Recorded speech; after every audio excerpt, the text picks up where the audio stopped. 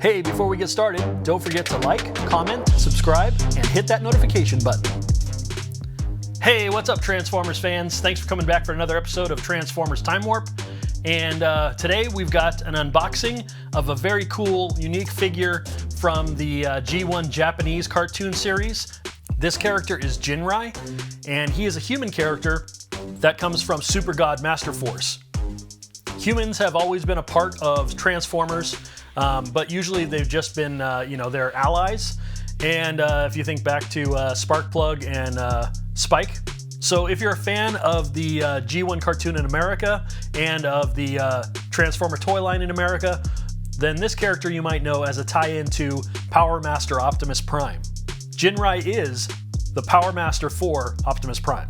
Now, it does get confusing because in the Japanese cartoon, he is the Optimus Prime character. The character looks so much like Optimus Prime. Apparently there's a reason for that. I don't know what it is, but he is not Optimus Prime in the Japanese series. He is Ginrai. What they do in that cartoon with this character is basically recall what the Diaclone toy line was. That was where there were vehicles that were used as basically mech suits with human operators. So if you ever had the G1 Optimus Prime toy, and you opened the front of his cab and found that there were two seats in there, and you ever wondered why there were two seats in there, now you know. You could actually fit tiny little characters into Optimus Prime when he was part of the Diaclone line. So with that being said, this is Ginrai, and when he actually combines with the robot, which is called a Transtector in the Japanese cartoon series, he becomes the robot Ginrai. So this was a very cool find. I got it on eBay, and it's a PVC figure, posable, multiple faces, multiple hand sets, and the detail on this just looks awesome. I really like the cartoon, and the fact that this just kind of pops off the screen into this toy form is really awesome. Let's take a look. There he is, Ginrai. As you can see, he's got some alternate faces in there. One of the heads is upside down or inside out or something, I don't know. But there you go, multiple faces, multiple sets of hands, and a very cool looking sculpt with the likeness of the character being very close to the cartoon. Awesome. Top of the box, one side of the box, the other side of the box, the bottom of the box, and the back of the box. There we go. Got some good photos there, some instructions, and some legalese, I guess. And apparently it comes with a stand, so that's going to be cool.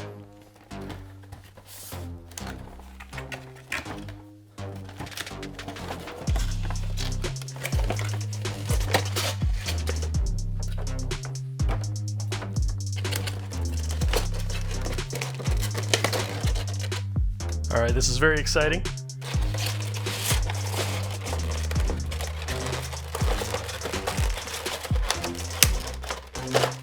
It's extremely well packed with this formed mid layer here. And here's Ginrai himself, looking pretty awesome. Yeah, oh my gosh. It looks like he might be a little dusty from, so it's been on display in somebody's place. So a little dusty.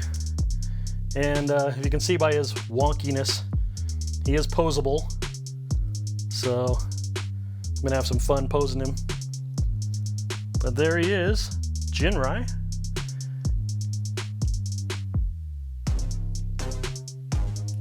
Yeah, very cool. All right, so he's got these little foot flaps. I'm not sure why those are there, but it's a cool little accent. You can actually move those around some, so neat little detail there. Excuse me one second. Let me get another light in here, because when I'm bringing it in for that close-up right here, it's not getting a lot of light. All right, let's see about that. Let's take a look at his accessories. Oh, first things first. The detail on this stuff is pretty awesome. I mean, this is his backpack. This is what turns him into the Powermaster part for the Transdector. And it's got some really nice looking chrome on there, really nicely detailed. I mean, it's really all you could really hope for a cartoon character. They've really added a lot of nice detail to. This is what I want the Masterpiece line to be always. Cartoon accurate. You don't need to be slavish to flat colors and big blocks of no detail. I mean, come on, that was for the animation. It doesn't have to be that way in toy form. Let's see if I can attach this here to him. There's a little triangle notch right there that goes into, that meets the triangle block there. So I guess that's as far in as it goes. Here's the helmet. And he does wear this in the cartoon show, like you can see here in this image. And it's nicely done. Got that translucent blue plastic for the visor. Very cool. Now, in order to fit this on his head, I believe you have to take this apart. And then it doesn't just fit over his head. So let's see about doing that right here. Oh, this head may not be compatible because he's got that full head of hair. That beautiful coif of dark hair. So, I guess we're gonna have to change out his head. So let's find out which head he needs to be changed out to. Ooh. All right, so the box says, it's gotta be this one that's got the flat top and no sides, no hair on the sides. And then for his GQ picture, you can put on the head with a nice head of hair. So, a quick look at the heads. We've got GQ Serious Face. He looks kind of like Tom Cruise right there, doesn't he? That's crazy. We've got Serious Angry Face, Yelling Face. We've got his normal face right there. Always a pleasant look. And then we have three heads of the same expressions, but without the hair, so it fits into the helmet. This is the one that was turned upside down. So there you go. He's got basically a crew cut, and then nothing where the helmet goes. So there we go. His smiling face. His serious face. These buggers are kind of hard to get out of here.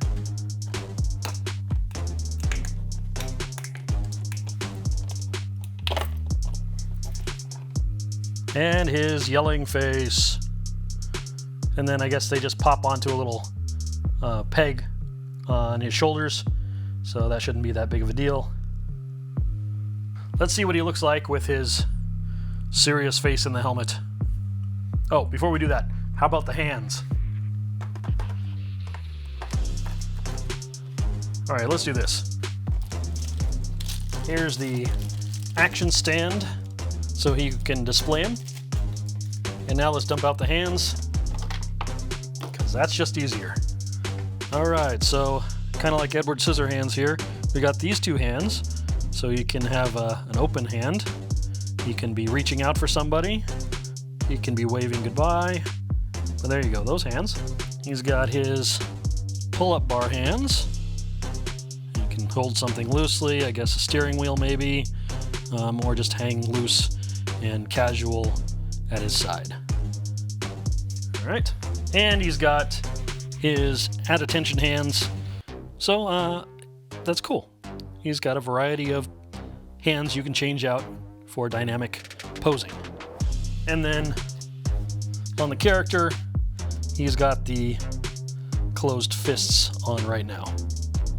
That probably goes pretty well when, if you want to put him in like a, whoa, just broke his arm.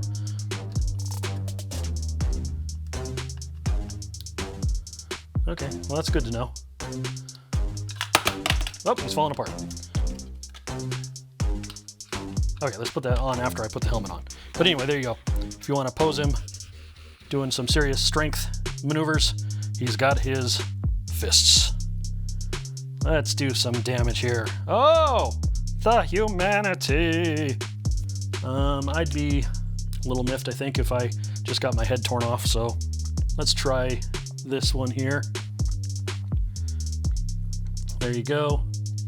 And let's put the back of the helmet on and the front of the helmet on. Not bad.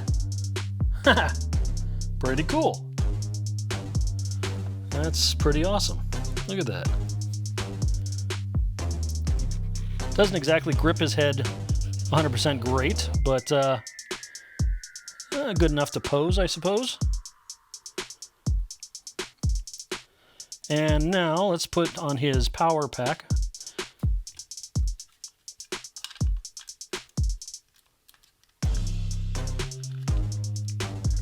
And there we have him. Looking better than the cartoon, I'd say.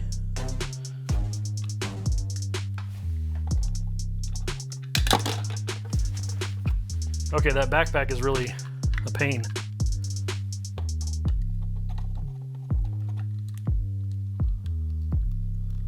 Huh. Seems like one leg is a little longer than the other for some reason. All right, well, when you get a used product, beware. It may need a little tender, loving care, and I don't think it's in bad condition at all. It's just, sometimes these things are finicky anyway when you get them out of the package new. All right, well, buyer beware. Looking at the back of this leg here, if you can see this little peg right here at the back of the knee, it's covered over here by the calf guard. So there is no peg that's showing here on the other side, which is making me wonder, and then I see some kind of whitish discoloration here inside his heart. You can't see it here, but I'm wondering if this is actually glued. This one has all sorts of articulation at the top of the knee and at the bottom of the knee. So you can flex like that and then flex straight. But you can also just flex straight back too. So I don't think this one, the left leg, has all that same flexibility. It's got the straight 90-degree flexibility, but it doesn't seem to be wanting to give at the calf. Yeah. So it might have broken and then they glued it. And so now it doesn't have all that posability. Well, that is a bummer. When you buy something used, you may be getting something like that. So he may not be able to stand up straight. Otherwise, he seems to have a lot of flexibility. He can flex his torso. He doesn't really twist at the stomach very much. Doesn't really have an ab crunch. But otherwise, he's got some good joint movement, and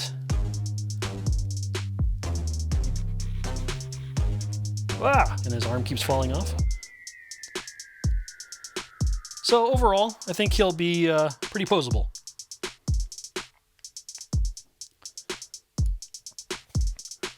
Okay, so word to the wise, if you have one of these, maybe don't press too hard on the head when you're putting it on the neck, because when I tried to take this head off so I can put another head on, the little piece inside came off the neck stem and stayed inside the head.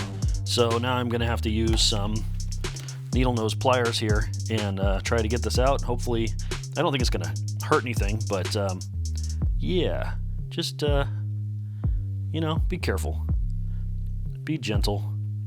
This thing is not as sturdy as maybe I thought it was. There we go. All right, so got that out. So that's out of there now, and I can change the head. And pop this back on the neck stem here. Okay, good, easy repair. All right, I'm attempting to recreate pose that's on the box here. Yeah, hard to see. There we go, that pose. So I think that's a pretty good approximation of the box art there. Give you a little spin of the character. Check them out at all angles. I really like the way the chrome and the matte metal play with the light. Actually, it's not even matte metal, I guess it's just gray plastic. But that chrome is really nice. The plastic molding just catches all these little light reflections really well. This is going to be a really cool display piece. I'm a little bummed because of the apparent break in the character's leg that somebody fixed with glue, but it also might just be a jammed joint. I don't know. It came with everything. The kit was complete, and I really appreciate the eBayer for making sure that happened. Overall, a cool figure. I unrealistically expected him to transform into the engine block for his Transdector, like Powermaster Optimus Prime's Powermaster did. But I guess that was just an unrealistic expectation for a figure that can look so human and so cartoon accurate, even better than the cartoon, to expect it to fold up into an engine block. So there you have them. This is figure 51 from the Guto and Kuru collection. Just be warned, there are some very non-child appropriate figures in that collection, and most of them are actually kind of non-appropriate for kids.